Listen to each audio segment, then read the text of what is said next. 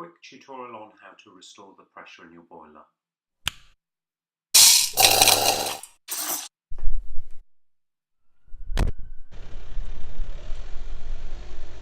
Let's go to work.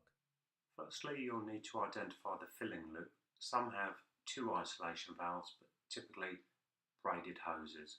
There'll be an isolation at one end and the other. If you only have a single, that's okay too. The procedure is the last step only. Open the first one and start to engage the second one. As you do, the pressure will increase. Keep an eye on the gauge.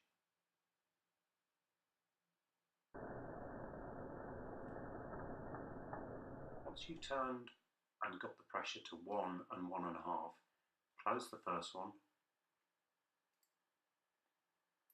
and then be sure to close the second one. It's important. Make sure both are closed.